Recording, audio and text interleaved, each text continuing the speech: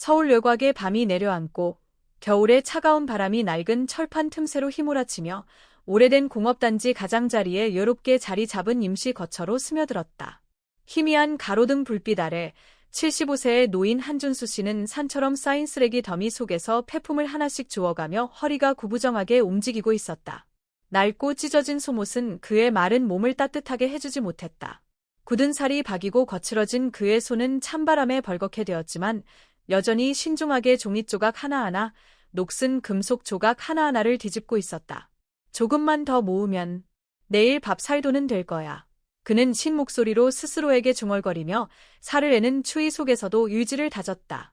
닳아버린 고무 슬리퍼를 신은 그의 발은 진흙투성이 땅을 밟고 있었다. 멀리서 트럭 경적 소리가 희미하게 들려왔지만 이곳은 여전히 적막했고 그의 무거운 숨소리와 쓰레기를 뒤지는 소리만이 울려 퍼졌다. 그는 거에 가득 찬 작은 자루를 바라보며 마음속으로 안도했다. 그러나 강한 바람이 불어와 그의 낡은 모자가 날아가자 그는 한숨을 쉬며 고개를 숙여 그것을 집어들었다. 갑자기 바람 소리를 가르며 가까운 집에서 들려오는 작은 목소리가 들렸다. 그건 그의 유일한 이웃이자 역시 쓰레기를 줍는 심혜순 할머니의 목소리였다. 한 할아버지, 아직도 여기 계세요. 이렇게 추운데 내일 아침에 다시 하세요. 그녀는 추위에 떨리는 목소리로 외쳤지만 걱정스러운 눈빛은 여전히 따뜻했다. 심할머니, 난 난방비를 좀 더 벌어야 해요. 난방 없이는 오늘 밤을 못 버틸 거예요. 그는 억지로 미소를 지으며 대답했지만 시선은 여전히 쓰레기 더미에 머물렀다. 심할머니는 고개를 저으며 낡은 요투를 단단히 여미고 자신의 임시 거처로 돌아갔다. 한 할아버지는 여전히 그 자리에 서 있었고 차가운 바람 앞에 금방이라도 쓰러질 듯한 모습이었다. 그의 인생은 평생 짐을 짊어지고 외로움에 익숙해져 있었지만 그의 마음 깊은 곳에는 여전히 기적을 바라는 희망이 남아 있었다. 깊은 밤이 찾아왔다. 겨울바람이 더욱 차가워져 광활한 폐기물 더미의 구석구석을 파고들었다. 한준수 할아버지는 여전히 버려진 물건들을 하나하나 주워 담느라 여념이 없었다. 추위는 피부를 뚫고 들어와 그의 노쇠한 관절 하나하나를 얼어붙게 했지만 그의 두 손은 멈추지 않았다. 희미한 달빛이 모든 것을 차가운 은빛으로 덮고 있었지만 그의 귀에는 폐기물 더미에서 들리는 딸깍딸깍 소리가 익숙하게 들려왔다. 그것은 무서운 고요함을 어느 정도 덜어주는 소리였다. 갑자기 멀리서 이상한 소리가 들려왔다. 처음에는 딱딱한 땅 위를 걷는 발소리 같았지만 이어서 누군가의 속삭이는 소리가 들렸다. 그는 손을 멈추고 밤의 어둠 속을 응시하며 눈을 가늘게 떴다. 그의 심장이 갑자기 빠르게 뛰기 시작했다. 누구지? 그는 중얼거리며 경계하는 눈빛을 띄었다. 멀리서 그는 가로등의 희미한 불빛 아래 어렴풋이 보이는 세 개의 그림자를 발견했다. 그들은 검은 비옷을 입고 머리에는 모자를 깊이 눌러 쓰고 있었다. 그들의 눈만 드러난 상태였다. 그들은 길고 무거운 물건을 힘겹게 나르고 있었고 그들의 발걸음이 닿을 때마다 가느다란 나뭇가지에서 눈이 떨어져 내렸다. 한준수 할아버지의 마음속에 불안감이 엄습했다. 그는 큰 폐기물통 뒤에 몸을 숨기고 조용히 상황을 살폈다. 이렇게 해도 되는 걸까? 애가 아직 살아있잖아. 세 사람 중 한 명이 떨리는 목소리로 말했다. 닥쳐. 누가 신경이나 쓰겠어. 여기다 버리면 끝이야. 이 폐기물 더미에 버려진 이름 모를 아이 따위를 누가 신경 쓰겠냐고 또 다른 사람이 차가운 목소리로 대답했다. 세 번째 사람이 거친 목소리로 말했다. 빨리 끝내. 이렇게 추운데 밤을 넘기지 못할 거야. 한준수 할아버지의 심장이 조여드는 듯 아팠다. 아이라니, 그는 조용히 중얼거렸다. 그들이 무슨 일을 하고 있는지 깨달은 순간 그의 가슴은 비통함으로 가득 찼다. 비록 그는 나이가 많고 힘이 없었지만 그냥 지나칠 수 없었다. 당신들 뭐 하는 거야? 그는 걸걸하지만 힘있는 목소리로 밤의 고요를 깨며 외쳤다. 세 사람은 깜짝 놀라 몸을 움찔했다. 한 명이 돌아서며 차가운 눈빛으로 그를 쏘아보았다. 노인네, 꺼져. 당신 일이 아니야. 하지만 한준수 할아버지는 꼼짝하지 않았다. 당신들 아이를 여기 버리려고 하는 거야. 어떻게 그렇게 무자비할 수 있어? 그들 중 한 명이 재빨리 다가와 그의 어깨를 거칠게 밀쳤다. 꺼져. 쓸모없는 늙은이. 내 몸이나 신경 써. 한준수 할아버지는 눈밭에 쓰러졌다. 그의 야윈 몸이 차가운 눈 위에 부딪히며 아픔이 어깨에서 엉덩이까지 전해졌다. 하지만 그는 고개를 들어 그들이 들고 있는 물건을 뚫어지게 바라보았다. 순간 달빛이 내려와 약 10살쯤 되어 보이는 창백하고 작은 아이의 얼굴을 비쳤다. 아이의 두 눈은 꼭 감겨 있었고 숨소리는 약했으며 얼굴은 눈처럼 하얗게 질려 있었다. 안 돼. 이럴 수는 없어. 그는 중얼거리며 가슴을 부여잡았다. 어서 가자. 세 사람 중 한 명이 재촉했다. 그들은 아이를 눈 더미 위에 거칠게 내려놓고 급히 떠나갔다. 한준수 할아버지와 아이만 추운 밤에 남겨졌다. 한준수 할아버지는 고통을 참으며 간신히 몸을 일으켰다. 그는 비틀거리며 아이에게 다가갔다. 떨리는 손으로 아이의 이마를 만졌다. 너무 차가워. 이렇게 추운데 내가 어떻게 버틸 수 있겠니? 그는 속삭이며 가슴이 아려왔다. 얘야, 얘야, 일어나다오. 그는 간절한 목소리로 말했다. 하지만 아이는 대답하지 않았고 희미한 숨소리는 끊어질 듯 이어졌다. 망설임 없이 그는 자신의 낡은 속옷을 벗어 아이를 감쌌다. 추위가 즉시 그의 가슴으로 파고들었지만 그는 몸을 떨며 말했다. 괜찮아, 내가 널 데려갈 거야. 마치 스스로를 안심시키려는 듯한 말투였다. 그는 몸을 굽혀 아이를 업었다. 아이의 무게가 그의 구부정한 등을 더욱 눌렀지만 그는 멈추지 않고 걸음을 옮겼다. 노쇠한 그의 다리는 미끄러운 눈길 위에서 비틀거렸지만 그는 자신의 임시 거처로 이어지는 좁은 길을 따라 계속 걸었다. 힘내자, 이 아이를 죽게 할 순 없어. 절대로. 그의 마음속 다짐은 그를 쓰러지지 않게 하는 유일한 힘이 되었다. 긴 고난의 길 끝에서 한준수 할아버지는 마침내 자신의 작은 집에 도착했다. 작은 집 안에서 한준수 할아버지는 조심스럽게 소년을 낡은 돗자리에 눕혔다. 희미한 등잔불의 빛이 소년의 창백한 얼굴에 비쳐 그의 마음을 더 아프게 했다. 차가운 바람이 얇은 철판 벽 사이로 휘몰아쳐 작은 방을 얼어붙게 할 듯했다. 얘야, 포기하지 말아라. 할아버지가 절대로 널 혼자 두지 않을 거야. 그는 기도하듯 속삭였다. 떨리는 손으로 할아버지는 자신이 가진 유일한 담요를 꺼내 소년에게 감싸주었다. 하지만 낡은 담요는 뼛속까지 스며드는 겨울의 추위를 막기엔 부족했다. 그는 집 안에 있는 적은 물건들을 뒤지다가 빈 깡통을 찾아 밖에 있는 빗물통에서 물을 조금 떠왔다. 촛불로 물을 데우는 동안 그는 조심스럽게 소년의 이마를 만졌다. 이마가 너무 차갑구나. 하지만 아직 숨 쉬고 있어. 다행이다. 떨리는 목소리에는 약간의 안도감이 섞여 있었다. 그는 자신이 가진 가장 깨끗한 천 조각을 데운 물에 적셔 소년의 얼굴과 손을 천천히 닦아주었다. 거친 손이 야윈 소년의 피부를 스칠 때 그의 눈에는 연민이 가득했다. 잠시 후 소년이 약간 몸을 움직이며 희미하게 눈을 떴다. 그는 주변을 둘러보며 혼란스러운 표정을 지었다. 갈라진 입술로 힘겹게 말을 꺼냈다. 야, 여기가 어디죠? 그의 목소리는 너무 약해서 할아버지는 가까이 귀를 기울여야 들을 수 있었다. 얘가 깨어났구나. 다행이다. 할아버지는 기뻐하며 말했다. 여긴 할아버지 집이야. 할아버지가 쓰레기장에서 널 발견했단다. 넌 버려져 있었어. 기억나는 게 있니? 소녀는 기억을 더듬으려 했지만 머리가 아파왔다. 잘 모르겠어요. 누군가가 저를 쫓아오던 것만 기억나요. 그리고 넘어졌어요. 그 이후는 기억이 안 나요. 이름이 뭐니? 할아버지는 소년이 겁먹지 않도록 부드럽게 물었다. 저는 강민우예요. 소년은 조금 망설이며 대답했다. 그 사람들 다시 올까요? 아니야. 아무도 다시 오지 않을 거야. 이제 걱정하지 마렴. 할아버지가 널 지켜줄게. 그는 애정 어린 눈빛으로 안심시켰다. 민우는 허름한 집안을 둘러보며 슬픈 표정을 지었다. 여기서 사세요. 이렇게 추운데 어떻게 지내세요? 준수 할아버지는 쓴웃음을 지으며 대답했다. 혼자 사는 건 익숙해졌단다. 할아버지는 괜찮아. 지금은 내가 건강을 되찾는 게 가장 중요해. 소녀는 낡은 돗자리와 작은 등잔을 바라보며 입술을 굳게 다물었다. 감사합니다. 뭐라고 말해야 할지 모르겠어요. 고맙다는 말은 필요 없단다. 내가 깨어나 준 것만으로도 할아버지는 충분히 행복해. 그는 남겨둔 찬밥과 김치를 소년에게 건넸다. 민우는 한 숟가락씩 천천히 먹으며 감사한 눈빛으로 할아버지를 바라보았다. 비록 밥과 김치가 이미 맛을 잃었지만 민우에게는 세상에서 가장 맛있는 식사였다. 저희 가족이 어디 있는지 기억이 안 나요. 민우는 두려움에 가득 찬 눈으로 말했다. 그들이 저를 찾을까봐 무서워요. 그 사람들은 나쁜 사람들이에요. 준수 할아버지는 소년의 어깨에 손을 얹으며 부드럽게 말했다.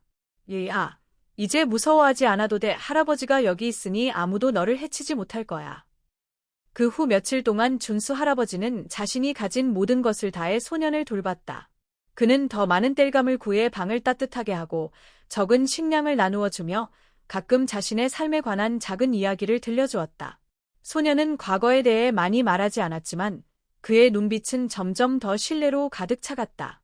어느 저녁 작은 촛불 옆에서 둘이 함께 앉아 있을 때 민우가 말했다. 할아버지, 얘 저한테 이렇게 잘해주시는 거예요. 저는 그저 이름 없는 아이일 뿐인데. 준수 할아버지는 온화한 미소를 지으며 대답했다. 너는 소중한 생명이란다. 도움이 필요한 사람을 외면할 수는 없지. 사람을 돕는 건 당연한 일이야. 그 말에 민우는 잠시 말없이 할아버지를 바라보았다. 그의 마음은 감사함으로 가득 차 있었다.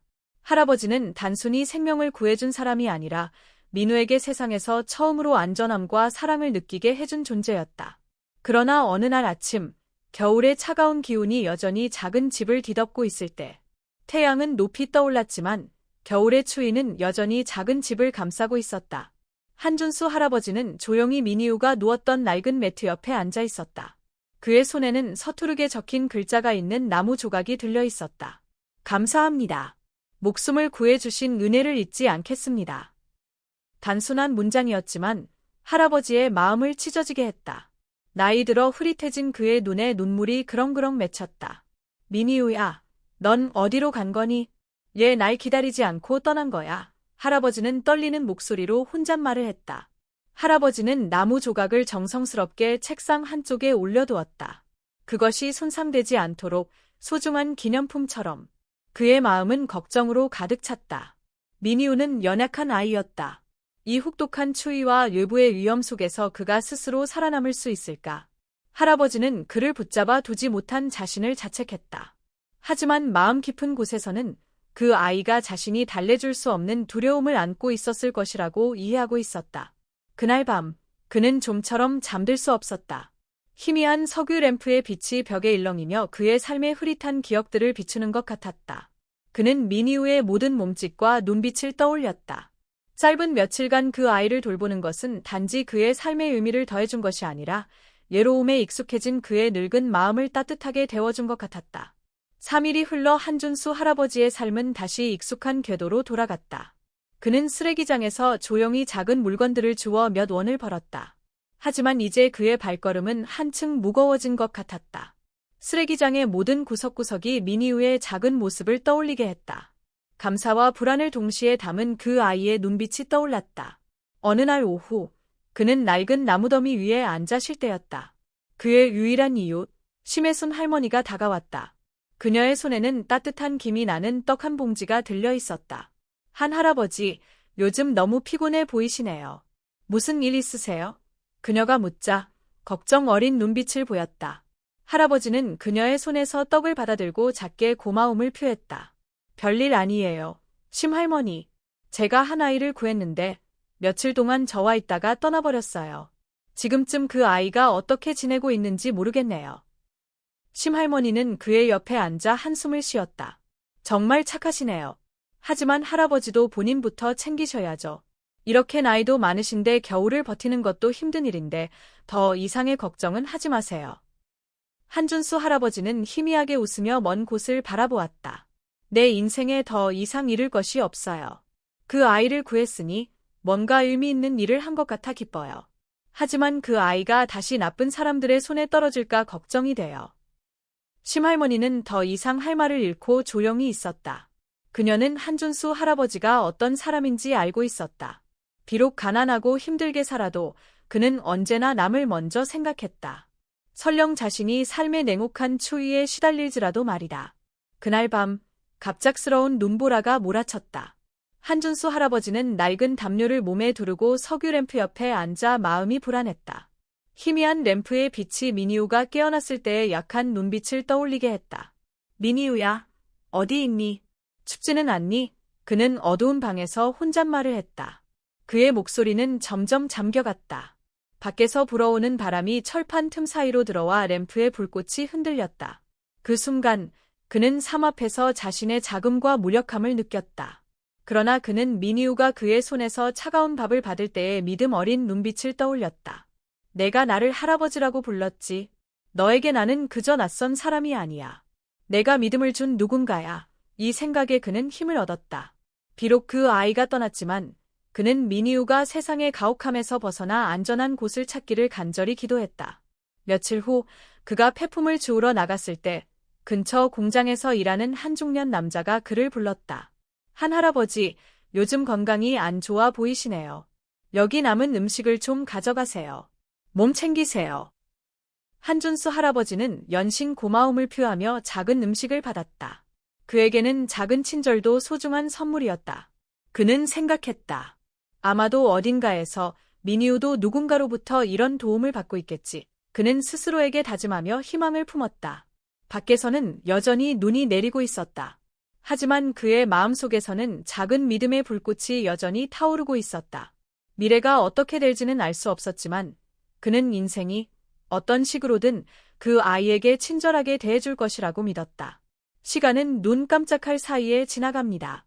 10년이 흘렀고 서울은 이제 놀라울 정도로 변했습니다. 고층 건물과 현대적인 쇼핑몰이 과거의 빈민가와 폐품 더미를 대체했습니다. 한준수 할아버지가 집이라 부르던 곳은 이제 추억 속에만 남아 있습니다. 그의 임시 거처는 철거되었고 그는 교외 깊숙이 위치한 또 다른 빈민가로 옮겨졌습니다. 그의 삶은 나아지지 않았고 오히려 노년의 무게가 그의 야윈 어깨를 짓누르며 더욱 가혹해졌습니다. 이제 85세가 된 그는 여전히 매일 폐품을 주워 살아갑니다. 떨리는 다리와 구부러진 허리는 무거운 자루의 무게에 더 힘들어 보입니다. 물건 하나를 줍기 위해 허리를 굽힐 때마다 허리는 찢어질 듯 아프지만 그는 일을 멈추지 않았습니다. 그것이 그가 혹독한 겨울을 버티는 유일한 방법이기 때문입니다. 어느 아침 작은 시장 근처에서 폐품을 줍던 그는 주위 사람들의 이야기를 들었습니다. 강 그룹이 이번 주 큰 자선 행사를 연대요. 강민우 회장님이 직접 참석하신다네요. 한 여성이 감탄스러운 목소리로 말했습니다. 강민우, 그는 젊고 유능하다던데요. 게다가 마음씨도 따뜻하다고 들었어요. 그의 회사가 얼마나 많은 가난한 사람들을 도와줬는지 몰라요. 다른 사람이 답했습니다. 민우라는 이름이 한준수 할아버지의 마음에 고요한 하늘을 가르는 번개처럼 울려 퍼졌습니다. 그의 손이 멈췄고 눈은 멍하니 먼 곳을 바라봤습니다. 민, 너 맞니? 그는 희미한 희망으로 속삭였습니다. 10년이 지났는데 너는 나를 기억하고 있을까? 그날 저녁 낡은 집으로 돌아온 그는 희미한 기름 등불 옆에서 조용히 앉아 깊은 생각에 잠겼습니다. 그는 민우를 돌보던 짧았던 날들을 떠올렸습니다. 두려움에 차 있었지만 믿음을 가득 담고 있던 그 소년의 눈빛이 떠올랐습니다. 그 기억은 결코 흐려지지 않았고 그는 그 소년이 여전히 살아있는지 행복한지 항상 궁금했습니다. 다음 날 아침 길가에서 쓰레기를 줍던 그의 앞에 한 대의 고급 승용차가 멈춰 섰습니다. 차 문이 열리며 키가 크고 젊은 남자가 내렸습니다. 그는 깔끔한 검은색 정장을 입고 단정한 얼굴과 침착한 눈빛을 가졌습니다. 노인을 보자 그는 천천히 다가와 고개를 숙이며 인사했습니다. 안녕하세요. 혹시 한준수 어르신 맞으신가요? 그의 목소리는 낮고 따뜻하며 예의가 깃들어 있었습니다. 한준수 할아버지는 고개를 들어 놀란 표정을 지었습니다. 맞소. 내가 한준수. 그런데 자네는 누구요? 내 이름을 어떻게 알았소? 그 젊은이는 부드럽게 미소 지으며 눈시울을 붉혔습니다. 저는 민우입니다. 어르신, 저를 기억하시나요? 할아버지는 순간 얼어붙은 듯 손을 떨었습니다. 민우, 너나. 정말로 너나. 그 젊은이는 고개를 끄덕이며 그의 거칠어진 손을 잡았습니다. 네, 저는 민우입니다. 10년 전 어르신께서 구해주신 아이입니다. 어르신 덕분에 제가 오늘 살아있습니다. 저는 어르신의 은혜를 절대 잊지 않았습니다. 한준수 할아버지는 눈물을 참지 못하고 흐느꼈습니다. 하늘이시여, 난 내가 나를 잊었다고 생각했단다.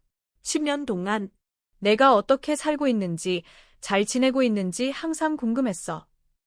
민우는 그의 손을 꼭 잡으며 울먹였습니다. 저는 어르신을 잊지 않았습니다. 항상 어르신을 찾으려고 노력했지만 정보가 너무 부족했습니다. 오늘 드디어 어르신을 만나게 됐습니다. 할아버지는 눈물 속에서도 웃었습니다. 다행이다. 내가 살아있고 이렇게 훌륭한 사람이 되다니. 그것만으로도 내가 바라는 전부다. 민우는 결의에 찬 눈빛으로 고개를 끄덕였습니다.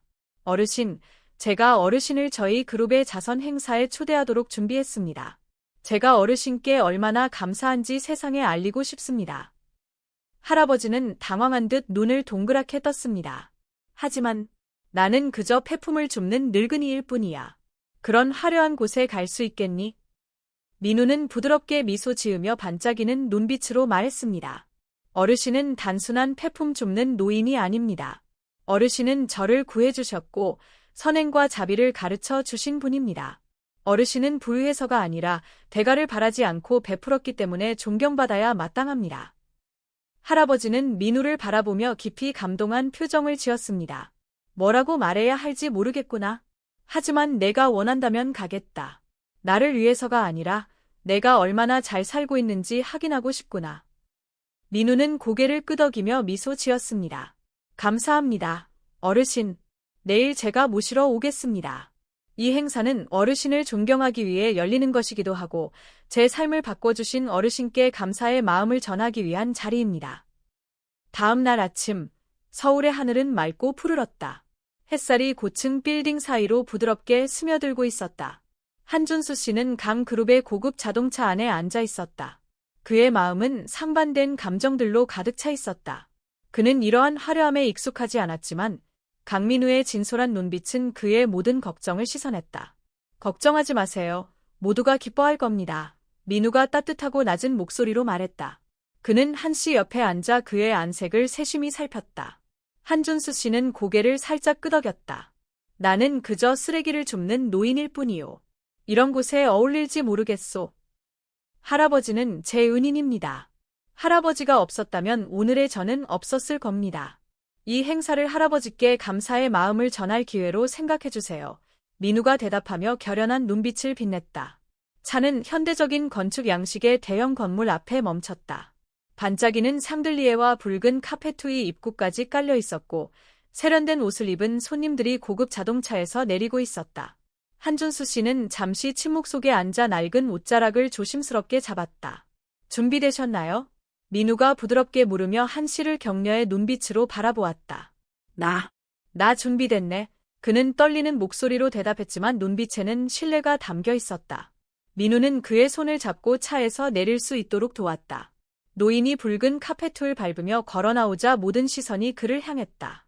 그는 쓰레기를 주우며 살아온 삶 속에서 결코 상상하지 못했던 순간이 찾아온 듯했다.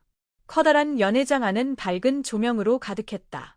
손님들, 기자들, 그리고 지도자들이 회장을 가득 채우고 있었지만 한준수 씨가 들어오자 모든 대화가 멈췄다. 엄숙한 분위기가 퍼지는 가운데 민우는 그를 연회장 가장 앞자리에 마련된 특별석으로 안내했다. MC의 목소리가 고요를 깨뜨렸다. 오늘 우리는 강 그룹의 지점 설립 10주년을 기념하고 그룹이 실천한 자선 활동을 기리기 위해 이 자리에 모였습니다. 그러나 본격적으로 시작하기 전에 강민우 회장님께서 특별한 이야기를 나누고 싶다고 합니다. 민우가 뜨거운 박수를 받으며 무대 위로 올라섰다. 그는 마이크 앞에 서서 연회장을 둘러보았고 그의 시선은 한준수 씨에게 멈췄다. 그 순간 그는 감동이 섞인 미소를 지었다. 여러분, 오늘은 우리 그룹의 기념일일 뿐만 아니라 제게도 특별한 날입니다.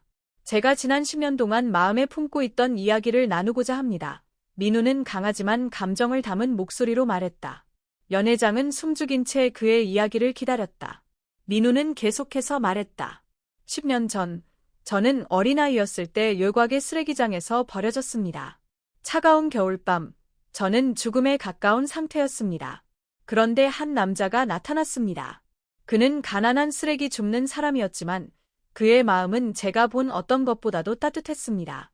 그는 저를 구해주었고 그의 허름한 집으로 데려가 식은 밥과 낡은 담요를 나누어 주었으며 무엇보다도 삶을 이어갈 이유를 주었습니다.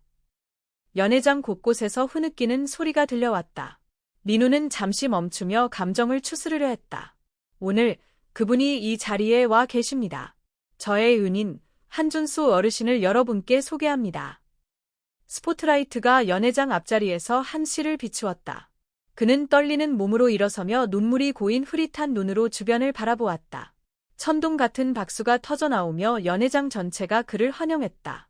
민우는 무대에서 내려와 그를 부축해 무대 위로 안내했다. 그들이 마주섰을 때 민우는 그의 어깨를 잡고 깊이 머리를 숙였다. 할아버지, 제가 할아버지를 찾기 위해 10년을 보냈습니다. 제가 감사의 말을 충분히 전할 수 있을지 모르겠습니다. 할아버지가 없었다면 오늘의 저는 없었을 것입니다. 한 씨는 흐느끼며 말했다. 민우야, 나는 누구나 할 수 있는 일을 했을 뿐이다. 내가 이렇게 성공한 사람이 될 줄은 몰랐다.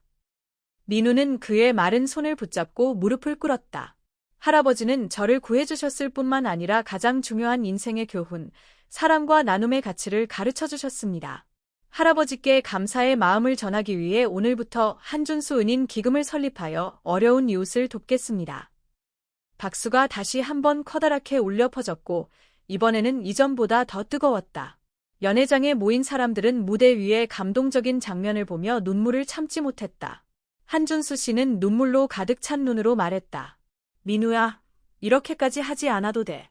나는 받을 자격이 없다. 할아버지는 충분히 자격이 있습니다. 민우가 감동으로 목이 잠긴 목소리로 말했다. 제가 할아버지께 보답할 수 있는 최선의 방법입니다. 앞으로는 따뜻하고 평온한 날들만 보내시길 바랍니다. 밝게 빛나는 연회장 조명 속에서도 사랑과 나눔의 빛이 더욱 찬란하게 빛났다. 한준수 씨의 인생은 이제 더 이상 가난과 고난의 연속이 아니었다. 자선 행사 이후 한준수 씨의 인생은 새로운 장으로 넘어갔습니다. 가난한 폐지를 줍던 노인이었던 그는 이제 강 그룹이 후원한 작고 깨끗하며 따뜻한 아파트에서 살고 있습니다. 방은 크지 않지만 그의 눈에는 천국처럼 보였습니다. 생애 처음으로 그는 푹신한 침대, 깔끔한 작은 주방, 그리고 울창한 나무를 내려다볼 수 있는 큰 창문을 가지게 되었습니다. 창가 옆 테이블 위에는 민우가 남긴 문구가 새겨진 낡은 나무 조각이 놓여 있었습니다. 고맙습니다. 절대 잊지 않겠습니다. 그 옆에는 10년 전 소년에게 입혀준 낡은 속옷이 있었습니다. 이 추억의 물건들은 그에게 고단했지만 의미로 가득했던 삶의 한 단면을 상기시켜 주었습니다. 그곳에서 친절은 뿌리를 내리고 열매를 맺었습니다. 민우는 자주 한 씨를 찾아왔습니다. 그는 과일, 신문, 책, 그리고 한준수 자선기금으로 도움을 받은 사람들에 대한 이야기를 가지고 왔습니다. 그런 날마다 두 사람은 창가에 앉아 푸른 하늘을 바라보며 해질 때까지 이야기를 나누곤 했습니다. 할아버지, 민우가 한 번은 물었습니다. 그의 목소리는 깊은 생각에 잠겨 있었습니다. 평생을 다른 사람을 돕는 데 쓰셨어요. 하지만 이제 집이나 끼니 걱정을 하지 않아도 되는 상황에서 할아버지 자신을 위해 뭔가를 해보고 싶다고 생각해 본 적 있으세요? 그 질문에 한준수 씨는 말문이 막혔습니다. 그는 평생 그런 생각을 해본 적이 없었습니다. 그는 그저 살기 위해 일하고 가능할 때 다른 사람을 돕고 어려움을 운명으로 받아들이며 살아왔습니다. 하지만 이제 민우의 도움으로 그는 새로운 방식으로 살 수 있는 기회를 얻게 되었습니다. 나는 선택권이 있다는 생각을 해본 적이 없었단다. 민우야, 한 씨는 멀리 바라보며 대답했습니다. 하지만 내가 말하니 이제는 조금 나 자신을 위해 살아야 할 때가 온 것 같구나. 무엇을 하고 싶으세요? 제가 도와드릴게요. 민우가 물었습니다. 그의 눈에는 기대가 가득했습니다. 한 씨는 잠시 생각에 잠겼습니다. 잘 모르겠구나. 아마도 가난한 아이들을 다시 가르치고 내 삶의 경험을 나누고 싶을지도 몰라. 아니면 작은 정원을 가꾸고 나무와 식물들이 자라는 것을 바라보고 싶을지도 모르겠다. 민우는 미소 지었습니다. 할아버지께서 무엇을 선택하시든 저는 항상 곁에 있을게요. 이야기와 현실의 연관성. 한준수와 강민우의 이야기는 단순히 감동적인 선행과 보답의 이야기가 아니라 현대 사회를 반영하는 거울 같은 이야기입니다. 현대 사회에서 빈부격차는 점점 더 커지고 있습니다. 한 씨처럼 조용하고 겸손하게 살아가는 사람들은 우리 주위에 여전히 존재하며 작은 일과 소박한 친절로 하루하루를 살아가고 있습니다. 이 이야기는 질문을 던집니다. 우리가 다른 사람을 도울 기회가 생긴다면 우리는 무엇을 할까요? 선행은 부나 지위를 요구하지 않습니다. 그것은 작은 행동에서 시작될 수 있습니다. 배고픈 사람에게 한 끼를 제공하거나 집 없는 사람에게 따뜻한 옷을 주는 것처럼요. 그리고 누가 알겠습니까? 이런 작은 행동들이 한 씨가 민우에게 했던 것처럼 한 사람의 삶을 바꿀 씨앗이 될 수도 있습니다. 또한 이 이야기는 우리가 도움을 받는다면 어떻게 보답할 것인가를 생각하게 합니다. 민우는 자신의 은인을 위해서뿐만 아니라 그 선행을 더 많은 불우한 사람들에게 전파하는 방법을 선택했습니다. 이것이 이 이야기의 중요한 교훈입니다. 선행은 한 개인에서 멈추지 않고 사회에서 긍정적인 변화를 만들어낼 수 있습니다. 마지막으로 시청자들에게 질문을 던집니다. 한준수 씨는 남은 날들을 평화롭게 지내며 안식을 누려야 할까요? 아니면 평생 해왔던 것처럼 다른 사람을 돕고 선행을 퍼뜨리는 삶을 계속 살아야 할까요? 그의 새로운 기회를 어떻게 사용할지에 대한 선택은 우리의 감각과 시각에 달려 있습니다.